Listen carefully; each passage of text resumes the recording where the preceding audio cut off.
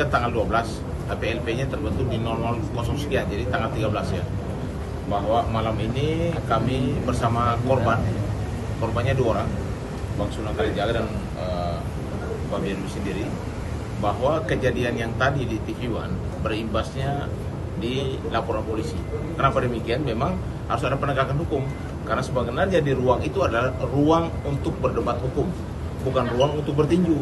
Kami sendiri di situ tidak ada gerakan apa-apa, bahkan Bang Sunan pun tidak ada gerakan masalah apa-apa.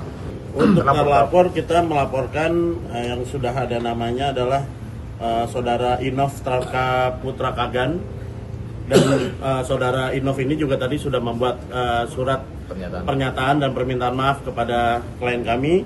Yang kedua, Saudara Suryo Bakti Batubara, dan nanti juga dari 2 itu kita kembangkan juga ada dan kawan-kawan ya. Nanti itu dalam proses penyelidikan nantinya bisa dikembangkan lagi seperti itu. Pasal 170, pasal 351 dan pasal 335. Nomor LP-nya Bang? Dengan ancaman hukuman di atas 5 tahun.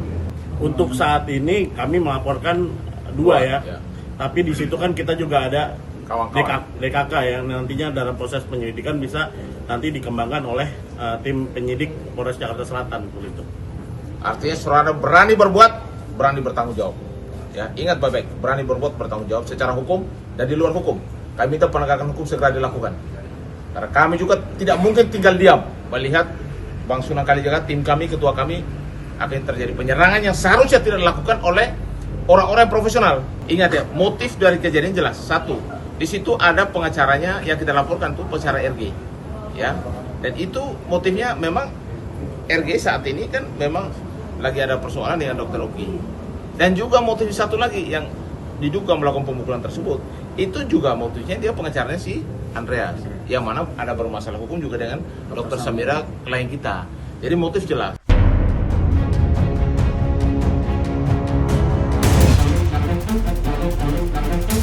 Aku bilang sama mereka, lu mau teriak-teriak apapun di sidang tentang cara suruh pakai jaket di borgo, itu tidak akan dipertimbangkan oleh hakim. Yang dipertimbangkan adalah apa yang didakwakan. Jadi mendingan fokus kepada, ya jangan terus sakitin orang, tuduh-tuduhan.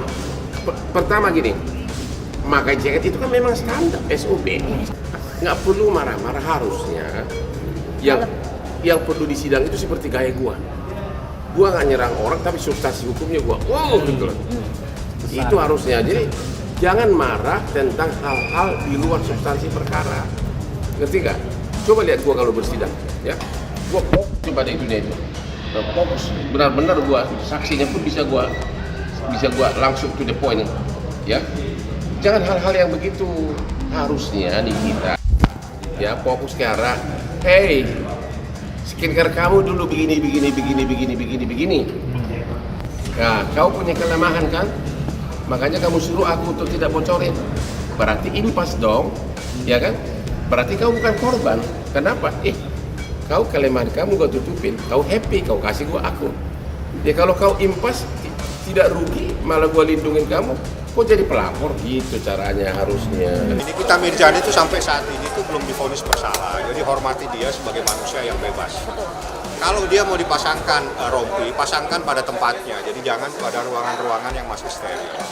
Jadi dan dia juga tidak mungkin akan melarikan diri. Dia seorang ibu, dia dikenal.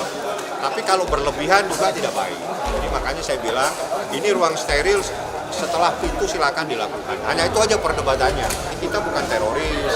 Ya udah pakaikan di tempat lain. Jangan berlebihan lah ya. Karena Nikita sampai detik ini bukan orang yang dihukum bersalah. Belum ada vonis yang menyatakan Nikita bersalah.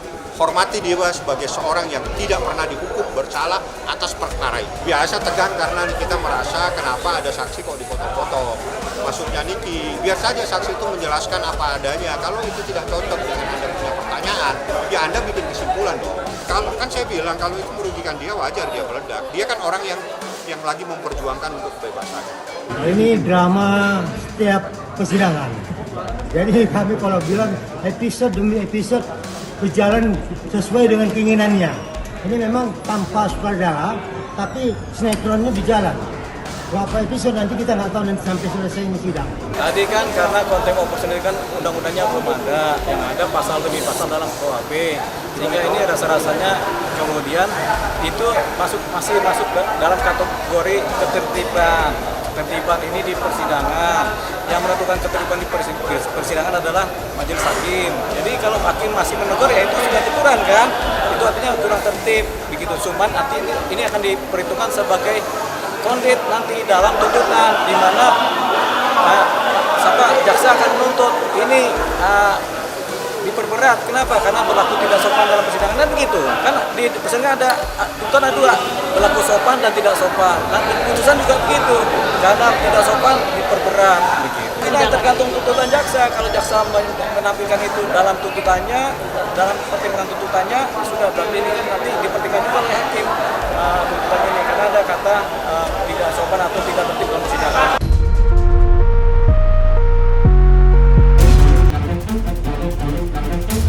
Dua hal, dugaan contempt of court, tapi juga ada hal-hal yang di luar itu, yang terjadi di luar persidangan, itu aja.